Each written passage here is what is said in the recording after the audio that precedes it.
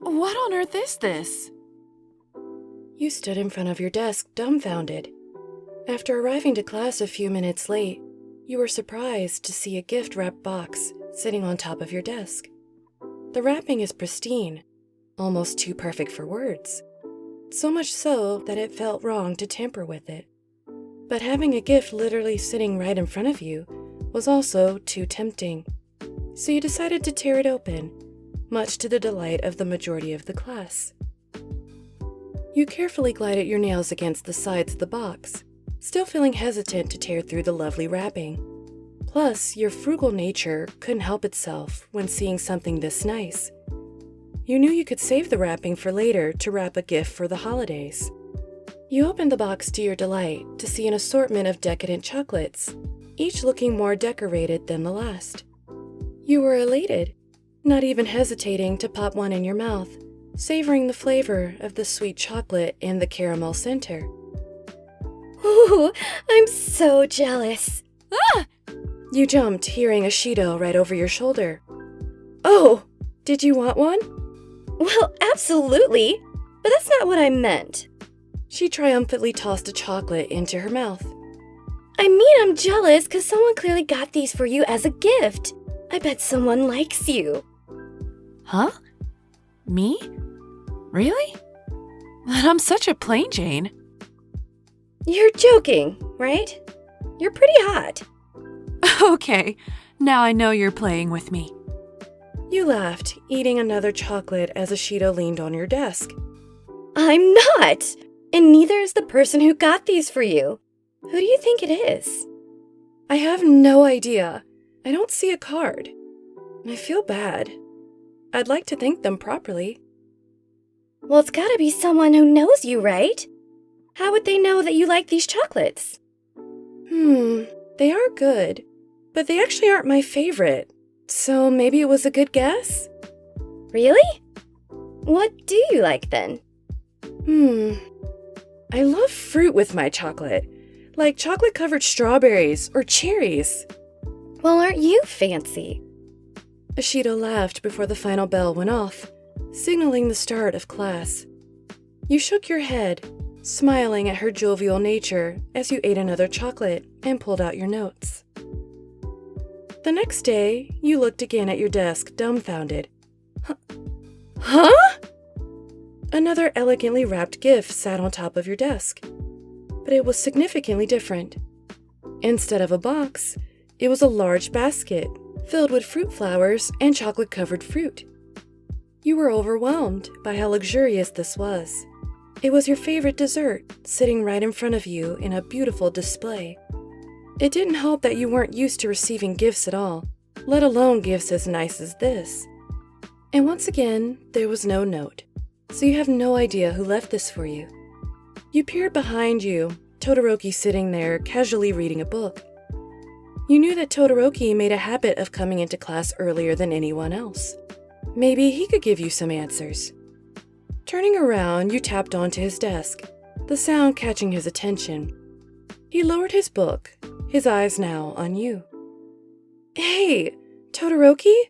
You wouldn't happen to have seen who left this here, would you? Sorry, I didn't. That's okay. I just wondered. You lucky duck! Shoto strolled in, her hands on her hips, now eyeing your new gift. Just take one.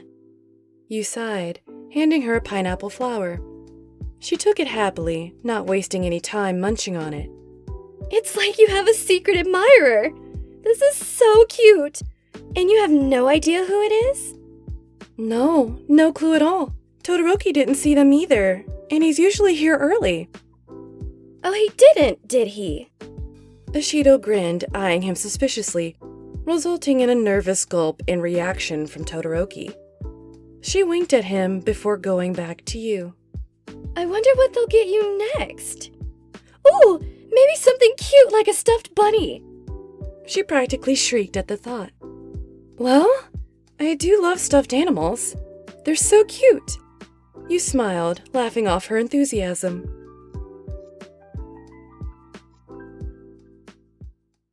Who knew that the next day those words would come to haunt you? You walked in to see your desk covered with not one, not two, not three, but 10 different stuffed animals, with a giant bunny one in the middle of them all.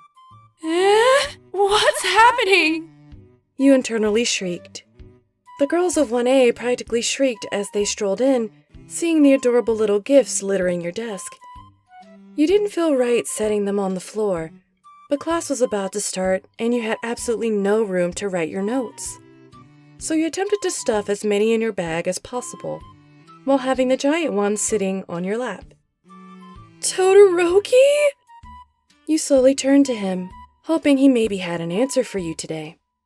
He looked up and coughed, his hand covering his mouth as he tried not to laugh at your cute yet desperately confused face.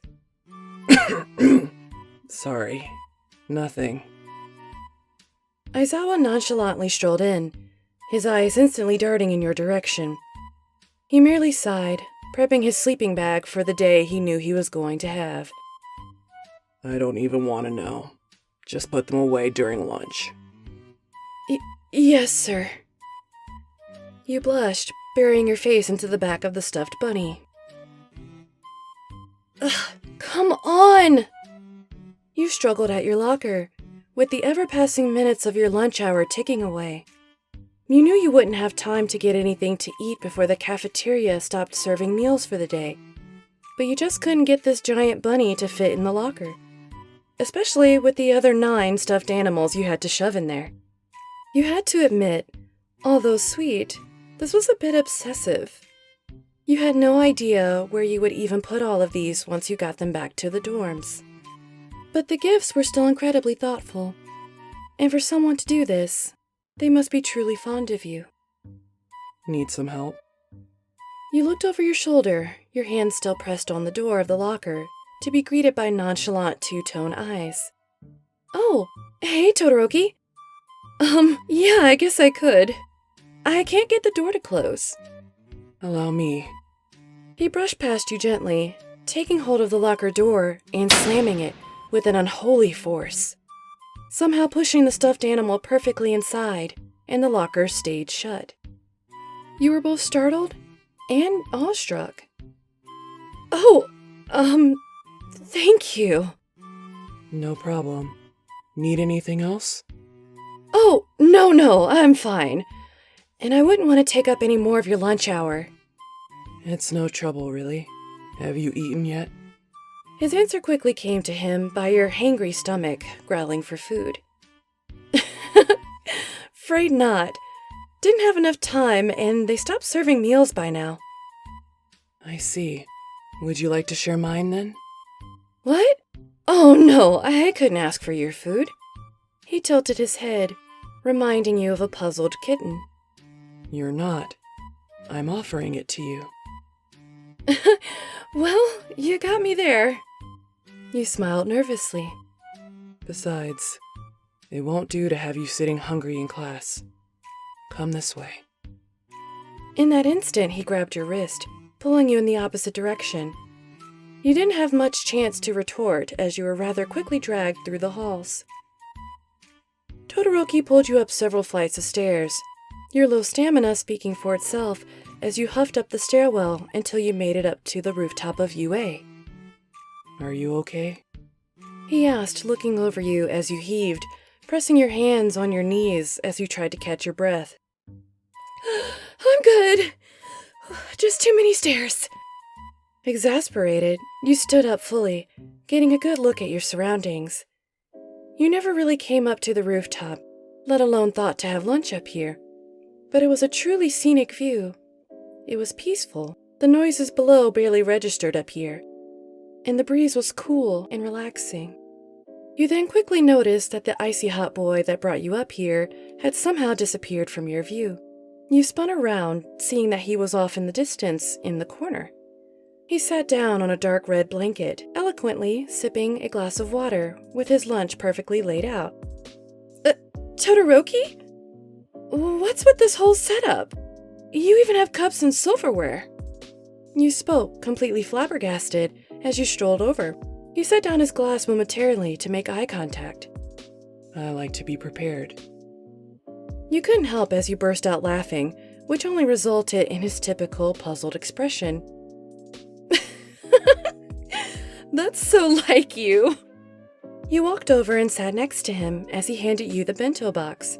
Your stomach growled again, seeing the delicious contents of karage with steamed rice and pickled vegetables. This looks delicious. Thank you very much for sharing with me. Anytime. You eagerly grinned, the taste of the food satisfying your palate. As you chewed away, you quickly realized how he hadn't eaten any himself. Aren't you hungry? You asked. I'm okay. It's all yours. Are you sure? I feel kind of bad taking this from you. He glanced over, seeing your somewhat worried face and the loose strand of hair being tousled in front of it. He reached up, his hand sliding against the strands of hair and pushing them behind your ear. You didn't realize that you had stopped breathing as he did that, nor did he seem to notice as his hand lingered on your skin.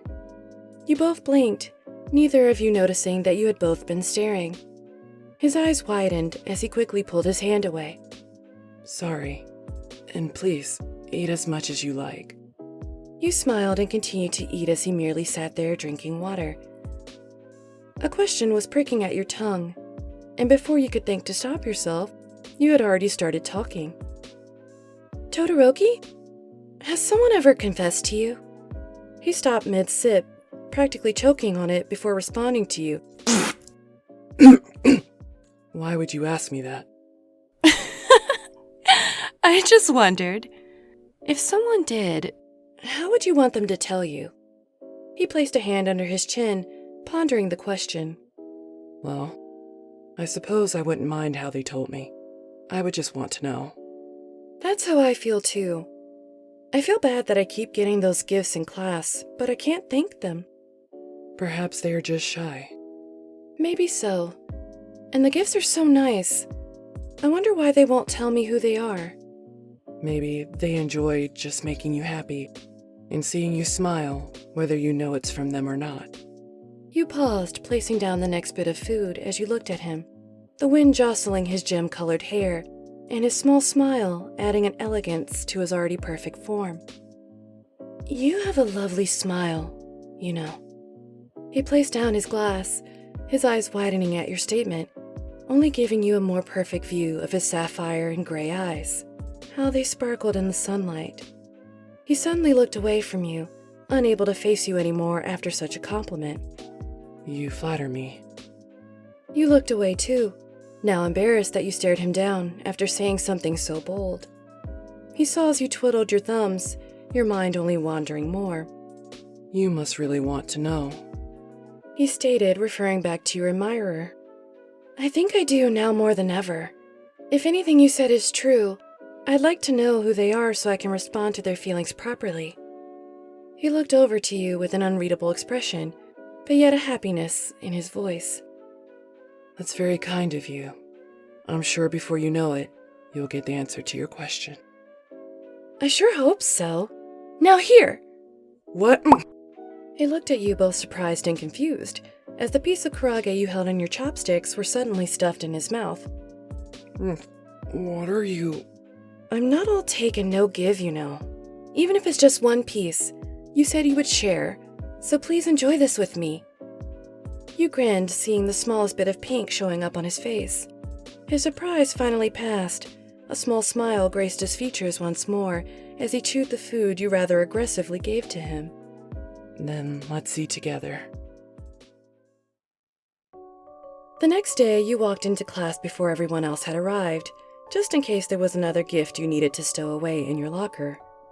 To your surprise, you didn't have an extravagant set of gifts waiting for you, but rather one simple letter. You tore through the envelope, unfolding the gold embroidery stationery as you read through the elegant writing inside. I'm sure you know this by now, as to who I am. I felt I couldn't speak my words to you in person yesterday and do them justice, so I thought this letter would be more effective. I was told that one way to show affection was to shower the person with gifts.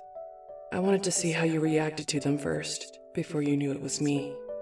I must admit, it was worth it to see your rather cute reactions to so many surprises, It made it even harder to hide that it was me. But now I understand that the only thing you want is my directness. You clenched the letter with the tips of your fingers, flipping over to the last page of this 2-page letter. The page was completely blank besides the following sentence that you saw, your breath ceasing as you read it. I want you to be mine, and I want to be yours. You couldn't stop the heart pounding as you clutched the letter to your chest. Your suspicions confirmed when you now saw the signature of Shoto Todoroki in the corner. You finally got the answer you were looking for. Now, there was just the matter of letting him know what your true feelings were. The bell rang shortly after, and Aizawa began his lecture. As class went underway, you sat there rather stoic, not speaking to anyone as you merely took down your notes. Once the bell rang, signaling that class was done for the day, you quickly bolted out of the door, much to his astonishment.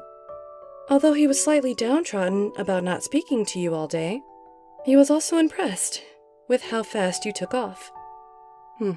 Their stamina has improved. The following day, Todoroki strolled into the corridor, walking to class, with nothing but you on his mind. I didn't really get the chance to talk to them yesterday. Perhaps they disliked the letter? He brought a finger to his chin, further pondering if his approach was the right one. I was told by my siblings that acts of kindness such as gift-giving can show someone how much you mean to them, so it seemed appropriate. But maybe they didn't like it after all. Todoroki! He spun around, surprised to hear your cheerful voice getting closer as you ran towards him. Good morning. He waved. Good morning! You smiled. Something was different about you today. You often looked pretty carefree, but something about today had you looking extra cheerful. Would you like to walk together? You asked. He paused, surprised by your question, but quickly nodded his head. Sure. Although he was happy to be around you, he couldn't help but wonder why you were here so early. You typically didn't arrive until the last bell, so this was out of the ordinary for you. You both strolled into the empty class, walking by your desk and prepping your things. You paused, staring into your bag. Todoroki noticed your sudden lack of movement and tapped your arm, snapping you back to reality. Are you all right? Yeah, I'm good. But, can I ask you a favor? He tilted his head, that curious kitten look now on full display. You never really asked for favors, especially from him, so it quickly piqued his interest. What do you need? Could you close your eyes for me? I suppose so. But why? Just trust me, okay? You smiled. He was thoroughly confused, but nodded all the same. Okay. He couldn't help his ever-building excitement, wondering what you were planning. But this also sent a chill down his spine. What if it was something bad? What if you really didn't like his letter? He quickly realized he didn't know how prepared he was for either option. Okay, you can open them. He opened his eyes. His gaze automatically went to you before you pointed for him to look down. His eyes widened as he instantly recognized the dazzling gift wrap that he had used for your chocolates was now covering a small box in front of him. He gently lifted the box, not taking as much care as you had to preserve the wrapping paper, yet still tore through it with elegance. His hand stilled when he opened the top. His eyes misted over as a hand came to his lips, trying to contain himself. Inside was a small vase, and inside were flowers. Beautiful flowers. The flowers that his mother favored. The flowers that reminded him so much of her, and mirrored her silky white hair. He would always make sure to bring her some every time he visited. He was moved beyond all words. It took him a moment to notice the envelope taped to it. The words inside were simple, and even with so few of them, it told him everything he needed to know. A gift for a gift. In exchange for your smile, I'll give you my heart. He looked up to you, his eyes sparkling with amazement. The flowers. How did you know? You weren't the only one observing someone they liked. You smiled, the look of astonishment never once fading from his expression. I know how much your mom means to you. There were a few times I would see you walking off school grounds with a bouquet of flowers. I knew they had to be for her. I thought you would enjoy having a little piece of her here with you. The vase is small enough to keep on your desk. You grinned, his eyes never once leaving yours, as they sparkled with a happiness you haven't seen before. You grabbed the vase from the box and set it on the corner of his desk, playing with the petals as you spoke. I bet her face really brightens up when she receives these from you. I was hoping I would also brighten yours, and I could see that smile more. He was still as a statue, astonished to see what a beautiful person you really were, inside and out. So, did you enjoy the gift? And my answer? As if his feelings for you weren't already strong enough. But now... No words can express to you how happy I am. He started, grabbing one of the flowers and tucking it behind your ear. Thank you. Sure. I'd be happy to go with you to bring more flowers to her. I would really like that. Let's go together from now on. You smiled, pressing your hand against the photo album, with the pressed flower he had put in your hair that day, sealed into its pages. Princess, where are you? In the living room! You shouted back. You saw as Todoroki strolled in, his hair disheveled as he wiped sleep from his eyes. What are you up to? He asked, pointing at the book. Reliving some good times. He came to stand beside you, peering over your shoulder to look at the book, and instantly remembered the flower he stuck in your hair some odd years ago. Such a long time ago, but one of my favorite gifts. He spoke, smiling at the memory. Want to hear something more nostalgic? He asked, piquing your curiosity. Could you close your eyes for me? He asked, getting a small giggle from you, as he only added to the memory. Okay, I'll play your game. You smiled, closing your eyes. You heard him open the hallway closet where he normally kept his bag, before he came back to you, sitting on the floor rather than beside you on the couch, his hands resting on your knees. Okay, you can open them now. You looked down at him, your hands suddenly clasping your mouth in disbelief. Your eyes clouded with tears as you tried to form a single word. He leaned in, kissing your forehead. Don't cry, my princess. Do you not like it? You giggled through the tears, wiping them away rapidly. No, it's absolutely perfect. I love it. He smiled. The gift for a gift. He started. I'll give you this ring, if you'll love me forever. I will, forever, even without the ring. But I really want it. Can you please put it on me? You both cried and laughed, bringing out his rare and beautiful smile as he placed the diamond ring on your finger. Perfect. He smiled, picking you up in his arms, now embracing his now favorite gift. A life together with you.